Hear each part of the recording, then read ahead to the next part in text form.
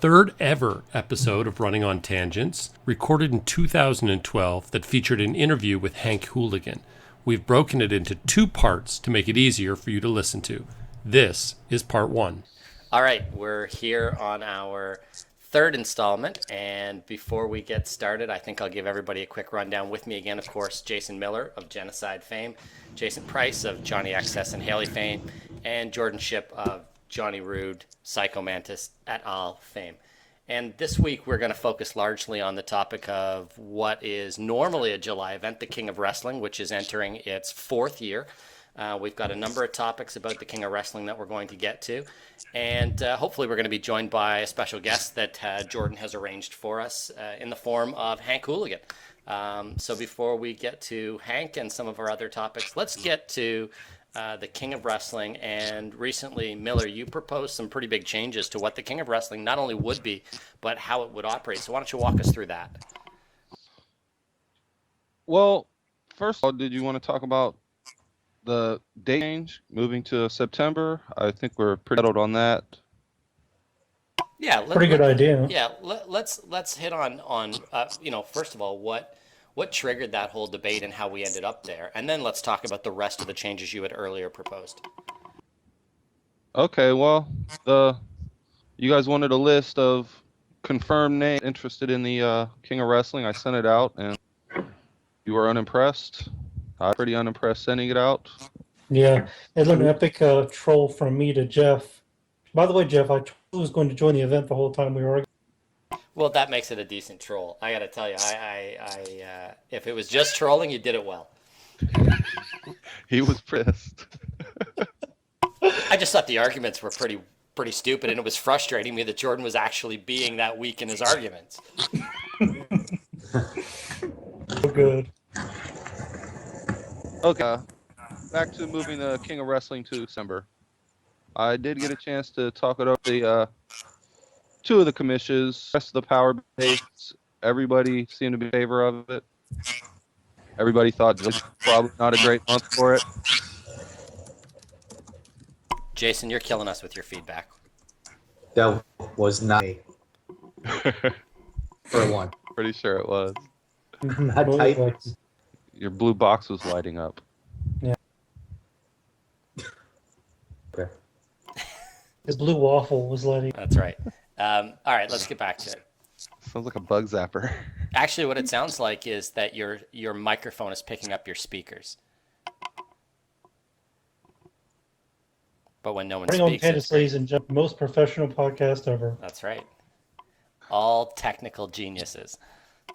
Anyway, so we all agree that we'll probably get more contestants in September, and B, more experienced and quality role players. Is that what we're hoping for? Listen, I think that's absolutely what we're hoping for. And I'll say it right here. I said if we weren't going to get at least a certain number of what I would consider to be that high-end player that I think the King of Wrestling was originally designed for, I'd rather not have it than have a King of Wrestling filled with, no offense, but guys who haven't proven they belong there. Well, you wouldn't want a dog to win it, now would you? I certainly Fuck you, Rude. I was going to say that. King of Wrestling, bipedal, males only. Man, poor Bill. He worked hard. He's always going to beat the dog. I lost to the dog. Oh, he lost to the dog? Shit, never mind. The dog That's beat him. even worse. No, medal finals. Yeah, middle one. Oh, he did win the final? I'm sorry. But No, Oh, I was there. hold You gotta on, remember hold on, better. guys. We have the podcast. Whatever we say is the truth. Metal lost to the dog. Okay, fair loss to the dog. Let's I just heard, make it up. Max Entropy lost to Kitty in the OWC. He beat Kitty. No, Max lost. lost. Oh, wait, Max won the second one. Wait, he did. No, you're wrong. I'm I was thought because I thought I fought him in the finals and saying I don't know. I'm with Miller. He just doesn't get it. No, he's not getting No, I it. don't. We're No, I do know. we're rewriting history because we can. Max doesn't have a forum on which to argue with us. Does that mean I lost Adam Draven? Oh no, you lost to Draven. Then fuck you guys. Okay, so Ipsies. yeah, and we're back Cannot there believe again. it's not butt rape. We made it almost 5 whole minutes into it. Good work. Yeah, butter rape. Just to let you guys know, Billy is ready to. I mean, Hank is ready to go. Okay, well let's power through the changes to it because Hank doesn't need to come on and talk about those changes, and then when we get to what we wanted to talk about in terms of calling people out who we thought should be in it, and with the move who we would like to see in it, let's bring him on and let's call him out. Sounds good. All right, so we have agreed that we're going to move to September. The hope is that we're going to see some people that we otherwise don't see because of sponsor wars burnout or the fact that it's the summer. What other changes did you put in place? Because I think they're pretty significant. I think they're pretty interesting. Okay, well, it started down that road after Jordan was kind of bugging on me over the King of the Mountain concept, which So gay. I wasn't thrilled with. And I think last year we had the Lord of the Ring, and I think got away from the King of the Match gimmick, which I think you can only go so far with. The cage, the street fight, those are probably the two best ones. Can you do a whole event on ladders or tables? Something, I don't think so. So I think if you change King of the Kids, XS would enter.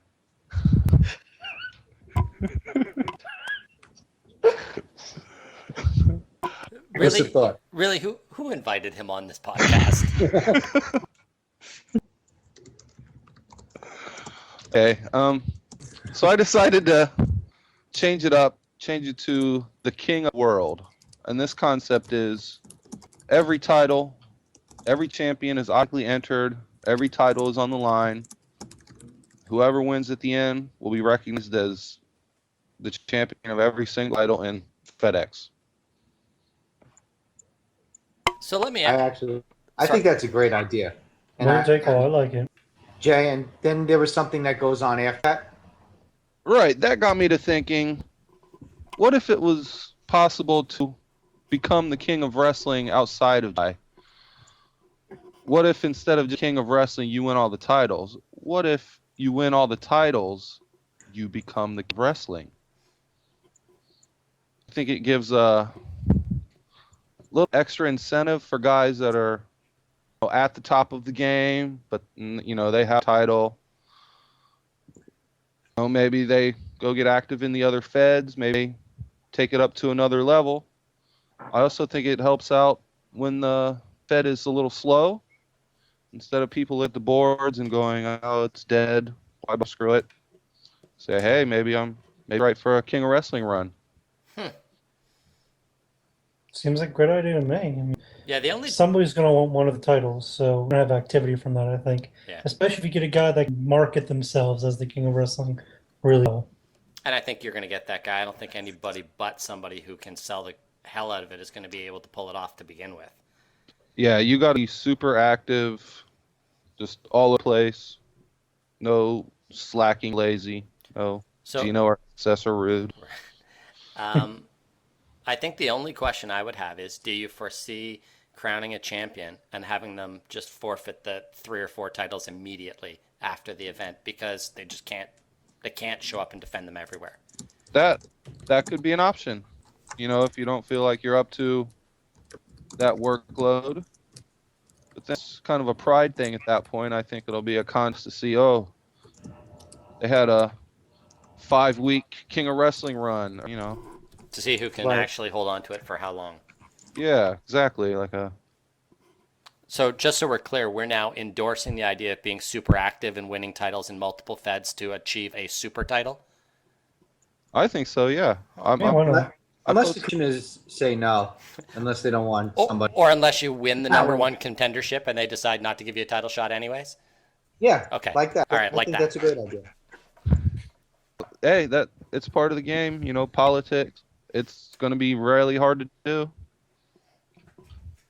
Maybe if you get a Money in the Bank demand title shot. Yeah, that would certainly third be man in, match veto. When you start talking about stuff like that, which I'd like to start implementing a little. Yeah, well, then you have a realistic shot. Now there's a reason to collect them, right? I mean, I used to log in and go, a 3rd man in title match. What do I care? Like, I get enough title shots. I'm really not needing to hoard them. But exactly. Now there's a purpose, because if you can pile them up and then dump them all in a month that everything looks weak and you look strong, that's a big deal. You know, Exactly. you could go from chasing one belt to chasing the King of Wrestling in 3 weeks. I agree. It just adds another layer of strategy to the game, I think. Could be good. Do we still have that icon status where they could go from Fed to Fed? Well, with the promotion structure, you're free to post anywhere. Doesn't really matter at this point. Okay, so let's say you're the runner-up in the King of Wrestling, and you think you should have the finals. You can actually chase the King of Wrestling around and beat him each title if it gets booked, of course. Sounds like it'd be good for like an epic feud, honestly. Exactly. Like one of those long month feuds you don't see anymore. Right, and yeah, the idea would be the titles would be defended separately. You wouldn't be defending the King of Wrestling. You'd be defending the show title, the Icon title, the World title.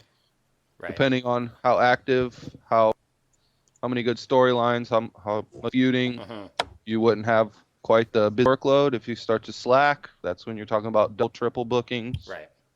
And just on the topic with Jordan touching on epic feuds and not seeing them anymore, Carnage gave me whatnot because I didn't mention when I was bitching about the absence of feuds and real angles that he is in one right now, and that Rev and Val are in one as well. So I guess Carnage has one going on with Austin James, and they've been going back and forth for a month, building up to their big showdown match and taking their time to get there and build the tension. And Val and Rev have been doing the same thing. So at least 4 guys out there are actually doing feuds the way that we would envision and like to see feuds, as opposed to just running from match to match. Here's a question: out of the 4 you just mentioned, Jeff, why don't we go around and pick a favorite to win the feud? Oh yeah, let's do that. Because I'll start off. 100% all James because Carnage sucks dick at the game. Dude, he did a post in his bio of like all his titles and accomplishments, and all I did was reply and say, "How can you win all those and suck dick at this game?" So he's definitely winning that one. And then between Rev and Val, I got to give it to Val because Rev's okay, but Val's funnier. I feel like Val brings more to the table in terms of creativity. Jeff? Well, I'll go last. How about Miller? Miller, do you have thoughts on that? The way Val and Rev really feud, I don't see one of them winning or losing. I see them both putting each other over. They're professionals. Yeah, that's probably an accurate assessment. They both approach the feud from a standpoint not so much of winning and losing in character, but in terms of moving the story to a conclusion for both of them. Exactly. I can see that, but I mean, every feud have a winner, so in character it probably will. And that's what I'm saying. But it'll just come down to who wins the big match, I would guess. Right. And the fact that of the two of them, Val's probably more ADD. He's probably more easily distracted and pulled into a different story. Whereas Frank will hang around as long as he needs to finish the story, which could mean just victory by attrition. Listen, you guys know that I'm a big fan of Frank's, and I think he is vastly underrated for his ability to move and make stories happen. I would concede that I think Val's more creative overall in terms of, writing stuff that leaves me laughing and not seeing it coming and being unexpected, and I think he's excellent. But I think Frank is that guy that looks at what's on the board and goes, I can move that forward. I know how to make that from a one-post incident into a story we can drag out for 3 months if we need to. He's so good at making feuds actually work. I think a lot of guys could learn a lot about how to go from just posting to actually posting. And he doesn't write the longest post, but man, they matter. They actually do something. And there's a lot of value in that. Absolutely agree on that one. What about you, Price? What do you think about those two feuds? As far as Austin and Carnage goes, I think you guys mentioned professional. I think Carnage is definitely a professional when it comes to role play match. Mm-hmm. He's beaten some pretty big opponents. I think if it comes down to it, with Austin, I think it'll be a lot closer if that's what it comes to role play match. Right. I don't read off of Austin James except for claiming that he's UF. But, yeah, that's been entertaining, really. I'll tell you, if I was still playing, I would be playing Alan. Yeah, I mean, I thought he was until I read a few posts. There wasn't any comic book references, so I Get your blast in now. That a boy. But I don't know who will win that, but I do. I gotta say this: when Connors came on when I first started seeing him write and wrestle, I think I told him this that I thought he was as vanilla as it came, but he's gotten more entertaining. I think he's very good when he wants to be, and I said he could pull it out if he has the time and focus. Yes. As far as the other feud, I gotta go Valentine. Valentine's a fucking pisser. Yeah. I first just thought he was annoying, to be honest. And then as I started actually reading his shit, I started liking him more and more and more.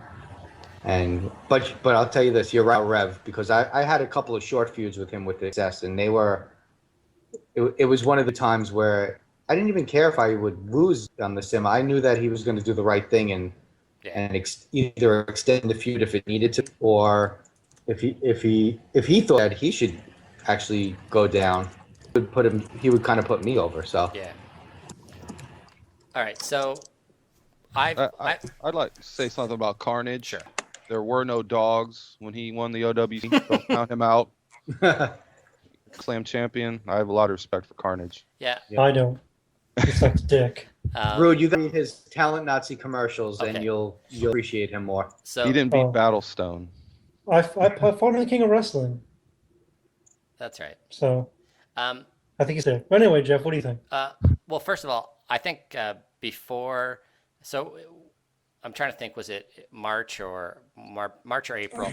I had the world title with Alan, and I decided to run a program with Carnage. And I got to tell you guys, I mean, I had more fun running that program than I've had running anything in a long time.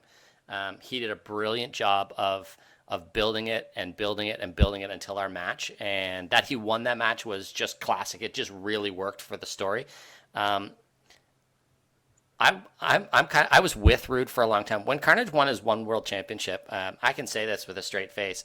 I said to Jason more than once, how did he win that? Because to me, he wasn't the polished storyteller, and he wasn't the best action writer. I just didn't see where the strength was that dominated his opponents, and I was surprised by it. Now, since he came here, and since I ran that program with him, I can't say when he's engaged and dialed in, he does the feud or the angle as well, if not better, than a lot of guys.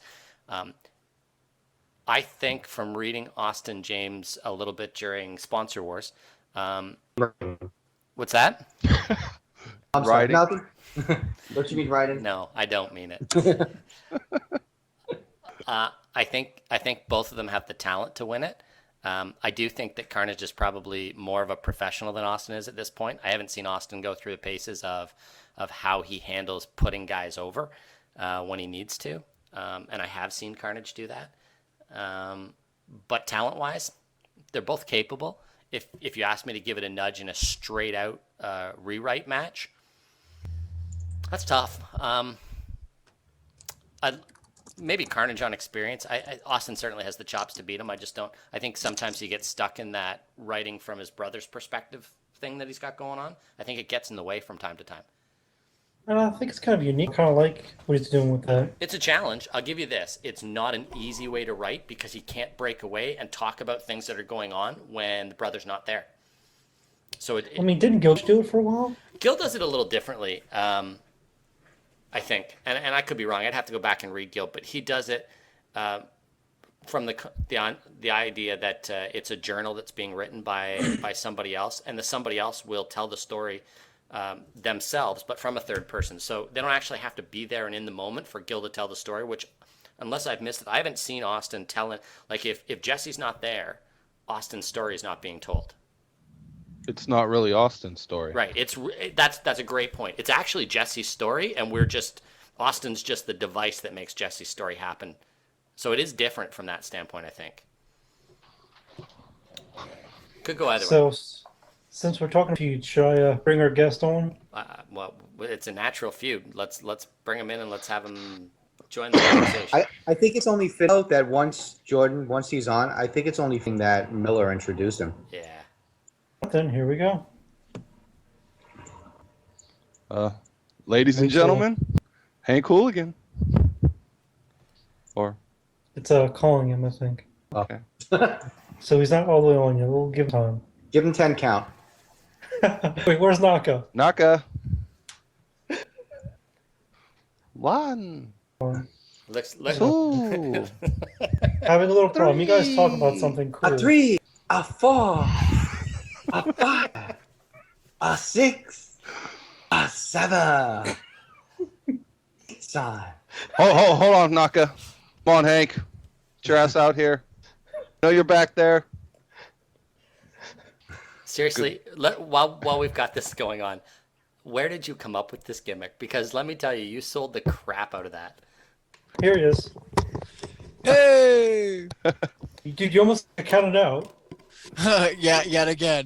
Naka got up to 9. Oh my god. Yeah. Figures it. They get like 359 or something like that. I believe the last time was 225. Oh wow. That seriously, like that was a crazy angle, and I had nothing against it. Like, Well, we'll get to that because I want to build up to it if it's all right. But okay. Hank Hooligan, everybody, I have a few questions for you.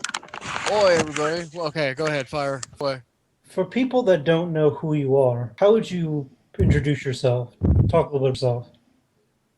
Oh, just in general, or Yeah, like like in the wrestle where'd world? you get to like wrestle world? You know? Oh, shit. I'm the guy that started off as a Shaolin monk and ended as a crazy Japanese girl. So yeah, take for what you will. And yeah, I mean, I was both gender roles for a character that was basically ripped from my own life. And What character my was match that? action RP is the best. Yeah, that's about Okay. how the introduction So- would go.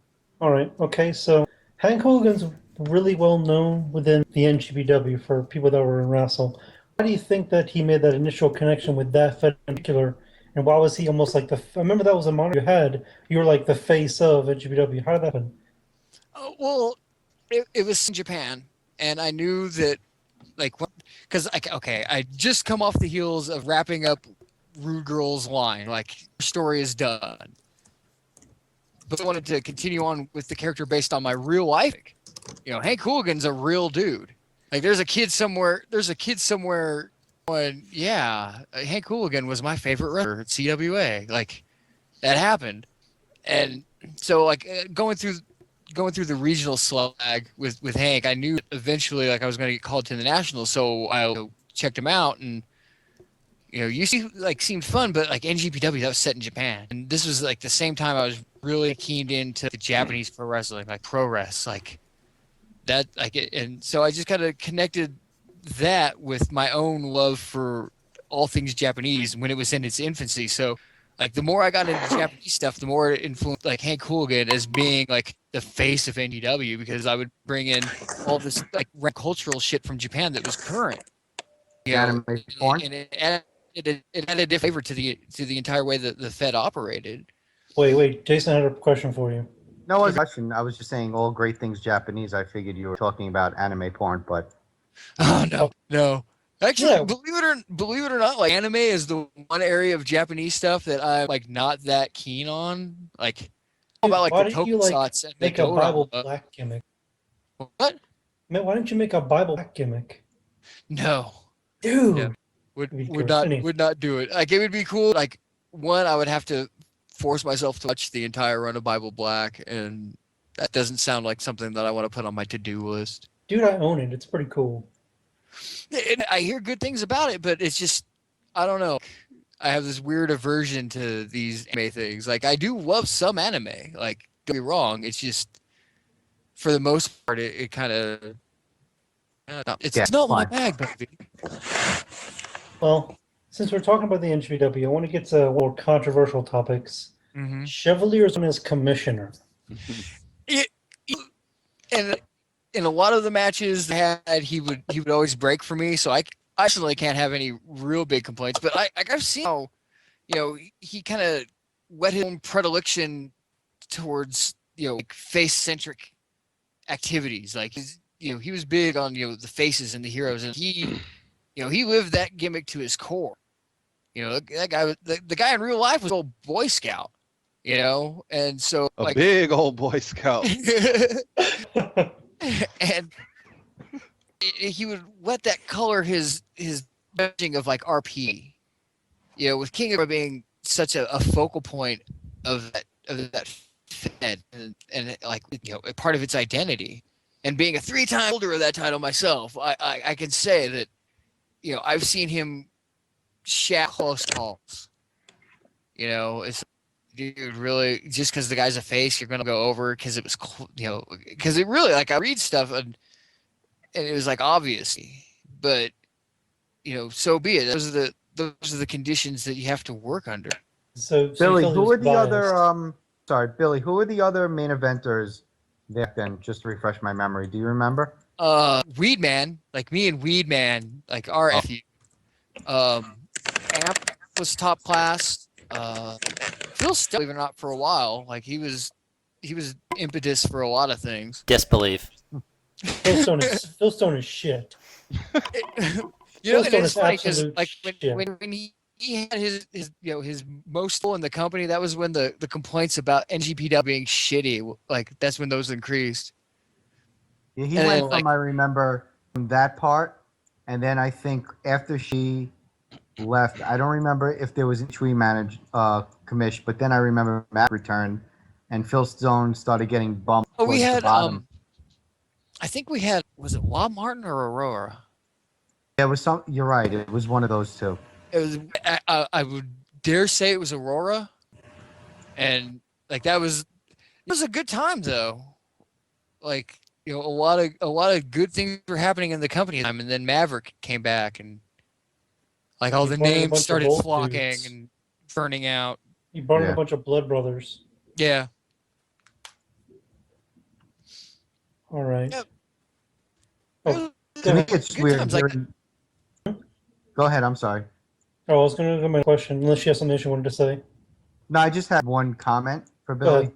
It's so Sure. weird hearing you speak, and I always picture you speaking in character with the accent. Well, I can't do it because I've been known to do it for like hours and hours and hours at a time. I So love accent.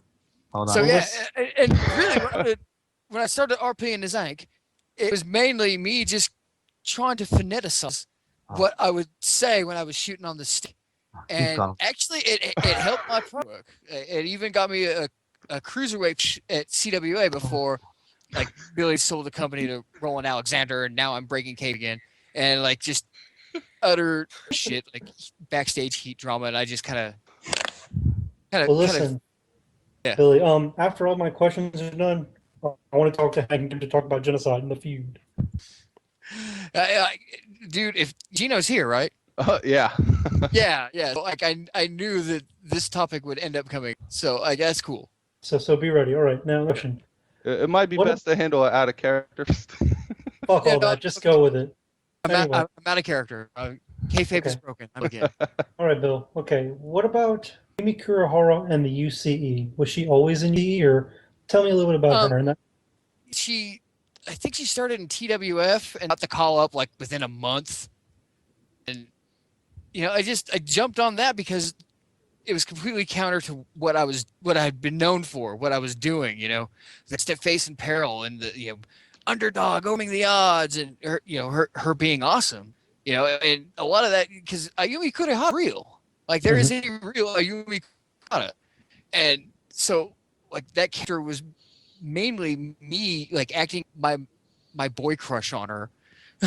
Like, oh my god, Ayumi's so great. All right, I'm gonna make a care about her. And she's pretty fine.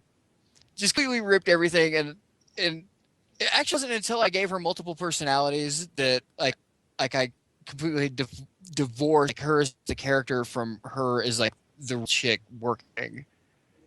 Mm-hmm. Yeah, I mean, but like the Uranagi and like all like her moveset is a complete rip from her, a real person. So what you're saying is just a copycatter. Yeah, that's all I did. Yeah, it's a Well, that's complete cool. gimmick rip. Well, that's cool. Speaking of Yumi, Except I gave Ayumi better. you sure did. Speaking of Yumi, this leads me to a topic I think we all can weigh in on a bit. women wrestlers fighting guys. But I know Jeff feels strongly about this one. Bill, what do you think about it?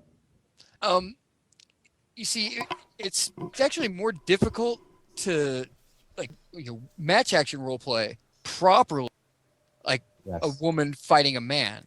Because I mean, I've seen the matches, like I've seen it actually in real life. Lufisto versus Mad Palm. Like, hello, like he dropped her out. He dropped her on the backs of chairs. Like he set the chairs up, put them where the backs were there, and then like backdropped her like on it. Like it totally broke her back legit. But like she still went over on that match. And so because I've seen that, you have to approach it in a way that I don't think 98% of the people who ever played wrestle could do it. Like Living Dead Girl, a good job of it. Like, she made it seem legit. Where most of the time it was always just like boom, boom, boom, and it was like, dude, you're hitting man. You're taking the amount of abuse like a man, and it's not quite right. It's the suspense, the disbelief is greater. Absolutely. About that, Jeff? Yeah, I mean, I think Billy, at least, especially for somebody who has such a strong passion for some female characters that he's played, and of course the Japanese wrestling, where you see some really outstanding athletic female performers, not like the Barbie dolls that we see in the WWE, and you look at them and you go, this is terrible, and if that guy flexes his muscle, you might die. It's definitely a different situation, but I think that he's spot on. I think that when you look at it in the game that we play, once, twice, maybe I've seen 3 characters all along that I look at and think, yeah, that makes sense. One of my biggest struggles is the number of times I see somebody and they put up the picture of their character that's meant to tell me what their character looks like, and I'm like, I'm a foot and a half taller than you, and I weigh you by 200 pounds. When I body slam you, the fight is over. There's no coming back from that. Not quite to that extreme, but yeah. Like you have to sell the damage proportionally, right? And plus you're like Devo light ripoff shit, and you're gonna scoop slam this 150-pound man, no problem, like a boss. Really? That's just it gets absurd, right? Yeah. Well, how do you think it should be, Bill? I would have to actually refer to it's a series of matches in Japan. Kana, like series like that chick is style crazy, and she had this series of matches where she only wrestled men for like this sprint of time, because she just put out a manifesto and saying, I'm done with Joshi, like wrestling women has nothing more for me, and like all this shit. Like she got a bunch of legit heat. But, like she would have these matches against men, and she would go over, but it's believable. Like she was elusive but abusive a lot, where she ducking and throwing just these stiff kicks, like retarded stiff. Like if you didn't get your register up on head kick, you were going to go out like a light, like legit.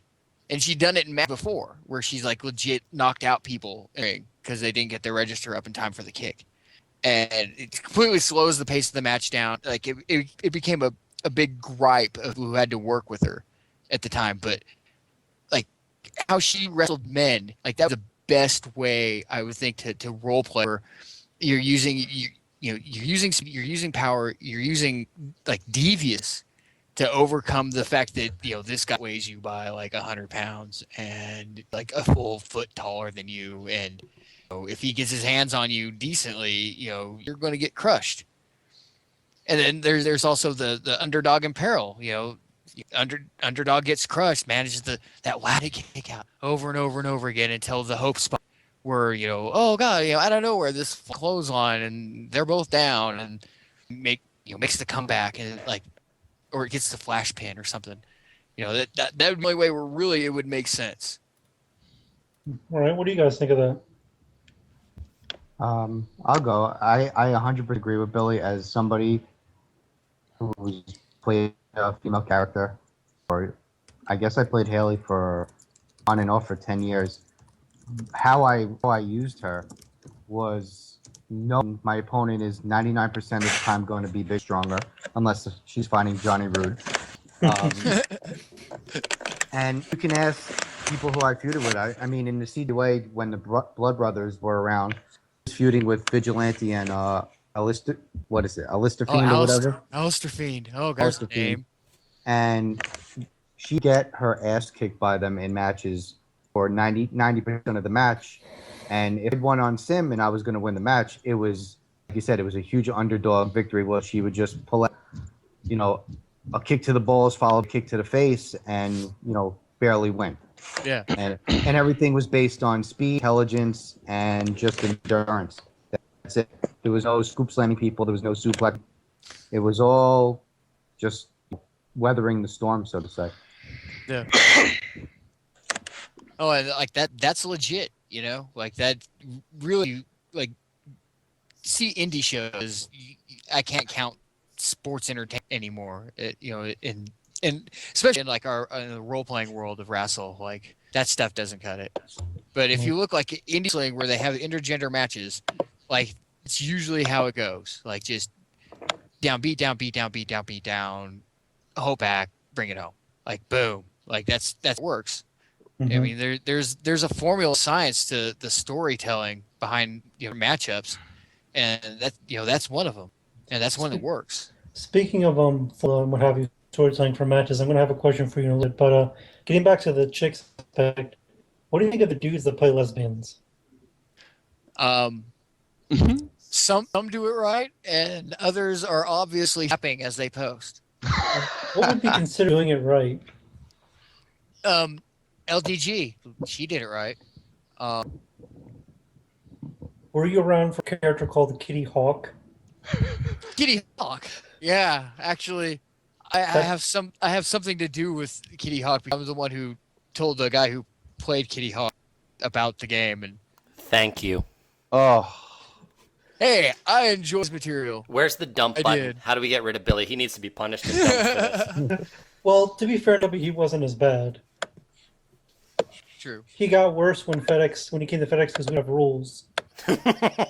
Oh, really? Is that? Yeah, I had like Wrestle closed, FedEx was up, and I was just like, oh, I don't know. All right, next topic there.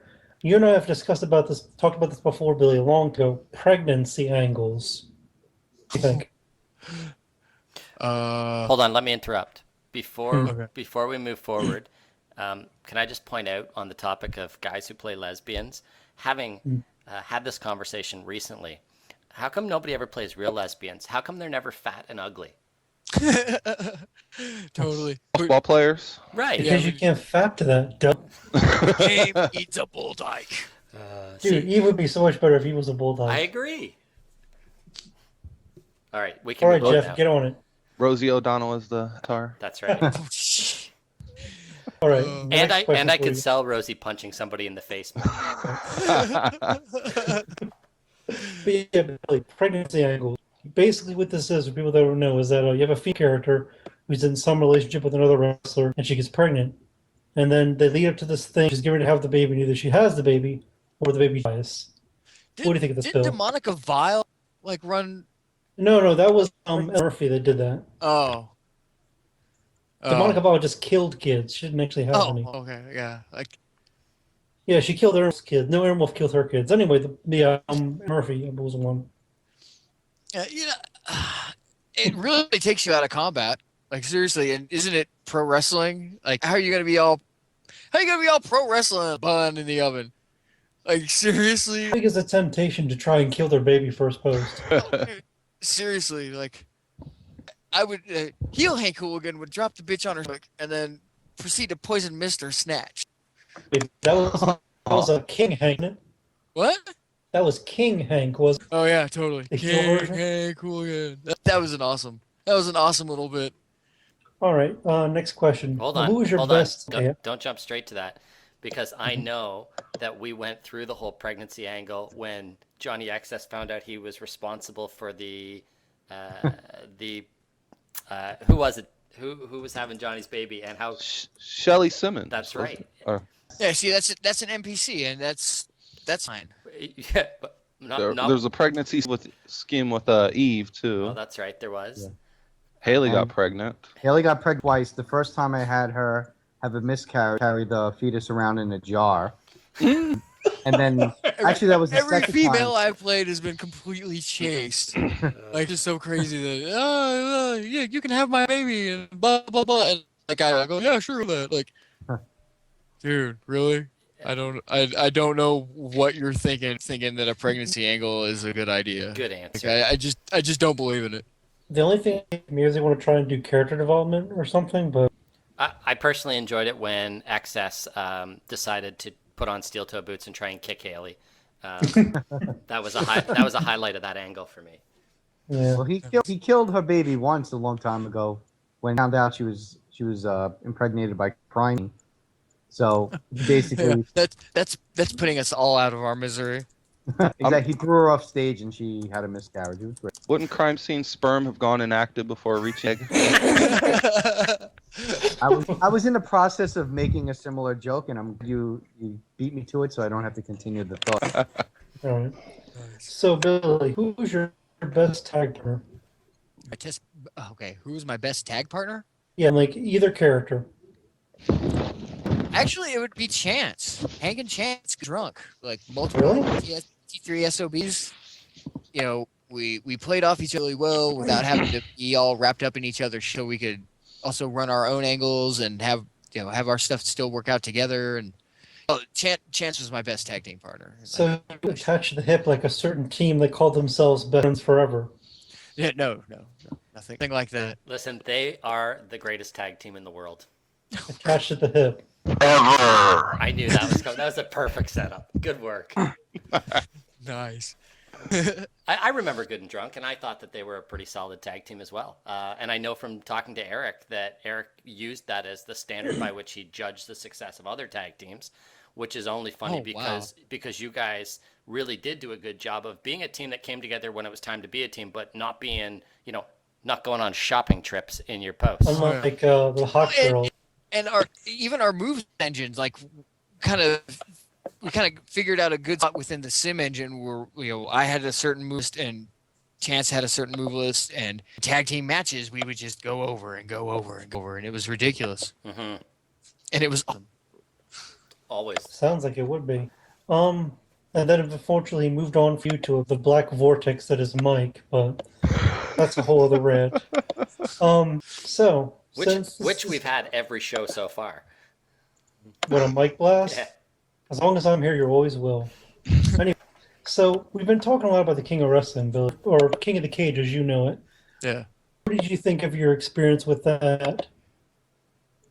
Actually, like the tournament was really good. Like, I thought it was ran pretty well. Like, as far as I can remember, everything on all cylinders, and the judging was good, and there's no no people crapping out. You know what I mean? Like, I think you said you reminded me that me and met at King of the Cage, and I remember that being like one of the biggest botches of my career. Believe you went out and got drunk day one and never quite recovered. And to be fair, a lot of us were counting on you actually showing up and knocking him out of the tournament. We were, not that we thought it was a done deal, but Gino had done. I mean, you weren't even in FedEx, and he was selling himself over on you constantly. So the idea that you were actually going to show up and that you might actually show up and kick his ass was something we were really looking for. And when that didn't happen, we were kind of like, we'll never hear the end of this. Oh yeah. And like, I will have to honestly admit that was one of the only times in my career where I felt that I was outmatched from the get. I just, boom, oh my God. And all the wacky antics and having to try to, like, please, for the love of God, let me be able to, not be a dick about getting match into a ring so I can actually compete. Oh, that's the secret, though. Drag his ass to the ring in, like, post number 1. Yeah. It's just, I kind of feel like just doing, like, that's kind of cheap. Like, you're part of the game that I always found, like, the most appealing to me was the fact you were writing other people into situations. They had to write themselves out of it and get back over it, and it has to all flow. You can, I grab him by the back of his shirt and I pull out a gun and I shoot him in the head. Brr, I'm the champion now. Like, anyone can do that. Why? It is lame, so I just want to avoid ever having to be in that situation. So, like, if it means that I lose a match, that's okay. Like, if I'm outridden, I can handle that.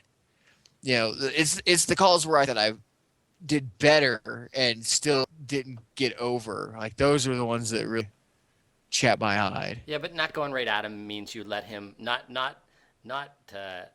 outright you. You let him out douche you, and that's what he does. Yeah.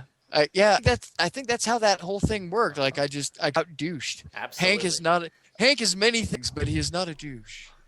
Billy, do you remember how that whole feud started? Wait, hold on, wait. We're gonna get to that in just 1 second. I need to get some word association out, and then we'll talk all about it. Okay. All right? Yeah. Okay, Yeah. word association, Billy. You ready? Yeah.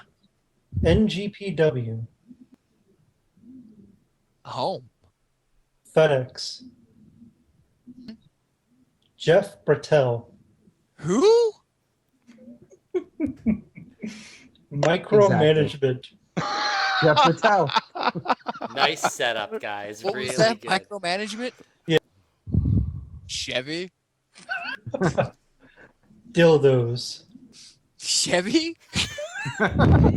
Last one. Yeah. Best ever. Damn. Like, I want to be freaking say Hank Hooligan. Like, dude, cop out on the ego trip, but damn. Honestly? Oh. Chronic. What? Wow.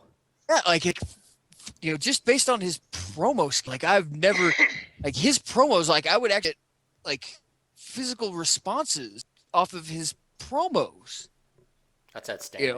Like, as far as, like, that goes, yeah, best ever. Like, that guy was king on the stick. That's awesome. I love when guys catch us all off guard. We're all silent at the idea that the answer was chronic.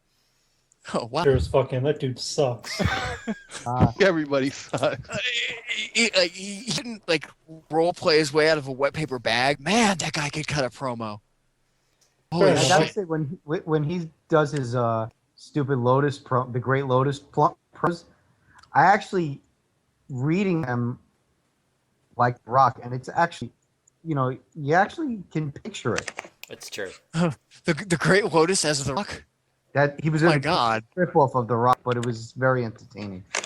Wow. I think it was more entertaining because we were all making fun of him Yes, with his own lines. exactly. Beauty. Great YouTube. Oh, this All is right. great peanut gallery material. Guy. All right, we'll jump right into it now. If you want to jump into character building, go right at the feud. Genocide is Hank Hooligan. Oh. How did it happen? I think the first blow was when Genocide came in as a name because of Maverick, and and he wasn't the first one. Like, there'd been other, like, quote unquote names, quotes. They show up and they expect, because they were a name, everyone was going to flock to them, and we kept doing our own thing, and they would wash out.